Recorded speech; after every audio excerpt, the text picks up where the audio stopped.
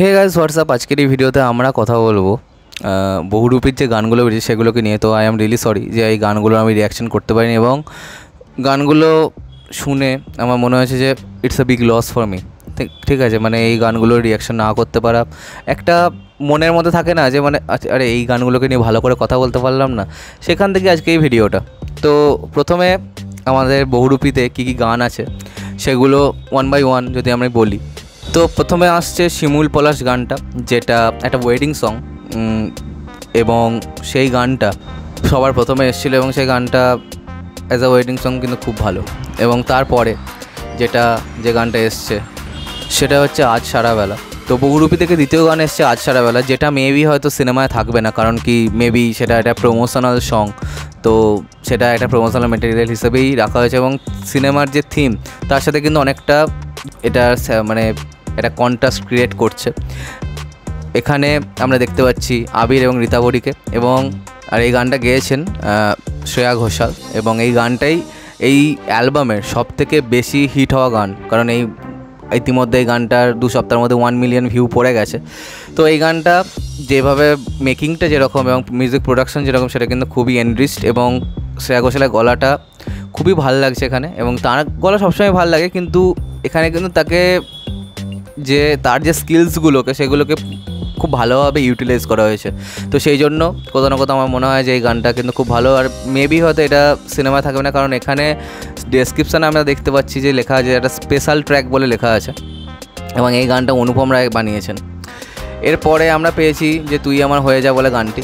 তো তুই আমার হয়ে যাওয়া একটা রোম্যান্টিক সং, এবং এখানে খুব ভালোভাবে মানে শিবপ্রসাদ এবং কৌশানী এবং অন্যদিকে আবির এবং রীতাভরীর যে জুটির যে রসায়নটা সেটাকে প্রকাশ করা হয়েছে, এবং সেটা দেখতে কিন্তু বেশ ভালো লাগছে। এবং সবথেকে ভালো আমার যে অ্যালবামের আমার প্রিয় সবথেকে যে গান সেটা হচ্ছে ডাকাতিয়া বাঁশি। তো ডাকাতিয়া বাঁশি গানটা কিন্তু খুবই ভালো একটা গান হয়েছে without using any vulgar lyrics, মানে একটা পার্টিকুলার বেশ কিছু জায়গায় আছে, কিন্তু কোনোভাবে বডি অবজেক্টিফিকেশন না করে যেরকম গান একটা আইটেম সং বানানো যায় সেটা কিন্তু এখানে এক প্রকার মেকার্সরা কিন্তু দেখিয়ে দিলেন, মানে যারা গানটা বানিয়েছেন তারা কিন্তু দেখিয়ে দিয়েছেন। তো সবথেকে বড় এই অ্যালবামের হচ্ছে ননীচোরা দাস বাউল, কারণ তার লিরিক্স এবং তাকে দিয়ে বেশ কিছু গান গাওয়ানো হয়েছে, এবং সেগুলো কিন্তু শুনতে খুবই ভালো লাগে, খুবই সোলফুল লাগে, এবং খুবই একটা ভেতর থেকে একটা আনন্দ দেয়। এটা কোনো চটুল ইত্যাদি ব্যবহার না করে, চটুল লিরিক্স ব্যবহার না করে যে এরকম একটা গান বানানো যায়, সেটা কিন্তু একটা মাস্টার ক্লাস এক প্রকার বলাই যায়। এখানে কম্পোজার হচ্ছেন বনি চক্রবর্তী, মানে এই গোটা অ্যালবামটাই যদি আমরা আজ সারাবেলা গানটাকে বাদ দিয়ে দিই তাহলে হচ্ছে বনি চক্রবর্তী গেয়েছেন, এবং বেশ কিছু গান গেয়েছেন শ্রেষ্ঠা দাস, মহিলা কণ্ঠগুলো। তো সেখানে কিন্তু তার কাজ বেশ ভালো লেগেছে, এবং লিরিক্স লিখেছেন অনিন্দ্য বোস। ননীচোরা বাউল যেমন লিখেছেন তার সাথে সাথে অনিন্দ্য বোসও লিখেছেন।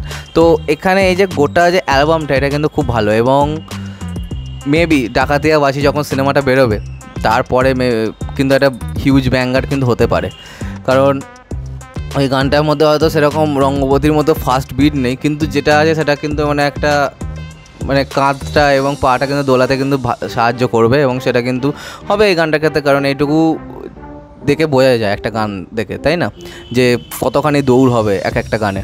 তো এবার চলো দেখা যাক যে আলটিমেটলি সিনেমাটা যখন আসে সেটা কেমন হয়। সিনেমাটা কালকে রিলিজ করছে, এটা খুবই বড় রিলিজ পাচ্ছে, যেটা উইন্ডোজের মেবি সব থেকে বড় রিলিজ হতে চলেছে।